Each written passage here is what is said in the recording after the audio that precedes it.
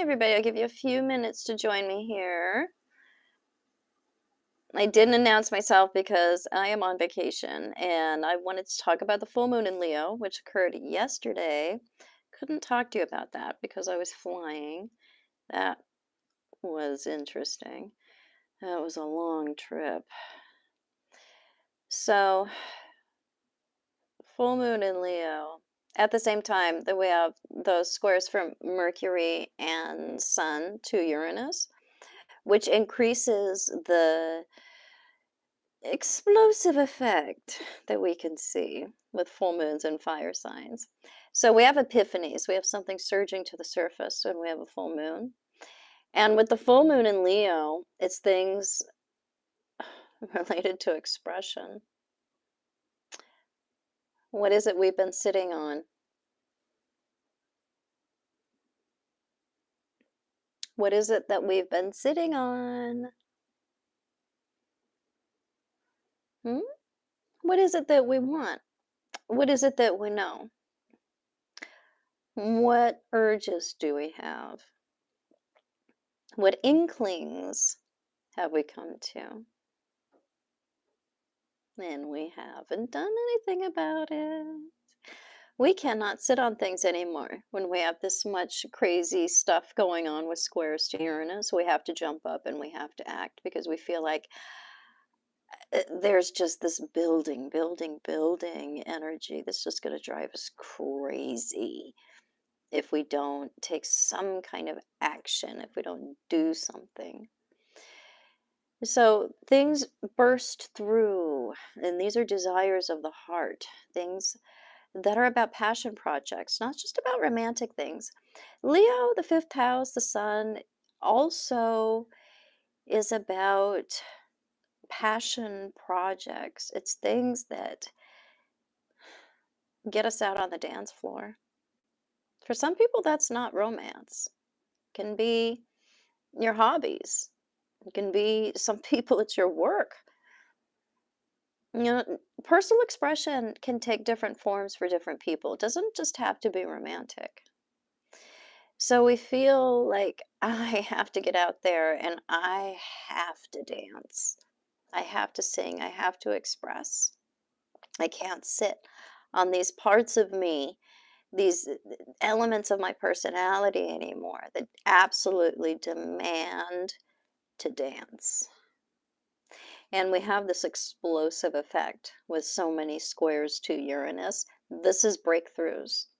This is personal expression at any cost.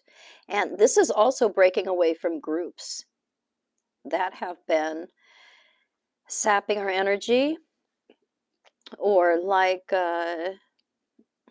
we just don't fit in anymore. These can be political groups. These can be friend groups. These can be social groups. These can be even like smaller groups that we've hung out with. But we find that we're diverging here because we're growing apart. So when we grow, we don't have the same frequency. And so the things that are good for us, they become real clear. And the things that are not for us, the things that we don't resonate with anymore, they're not available.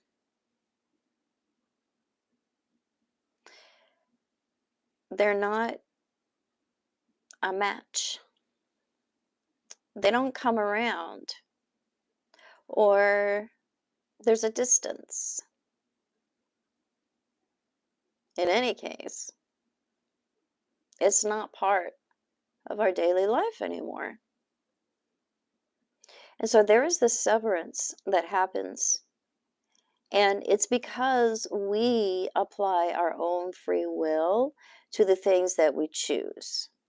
It's not like a Plutonic severance where we have to pare down because there's a consequence, to not doing it. It's not like that.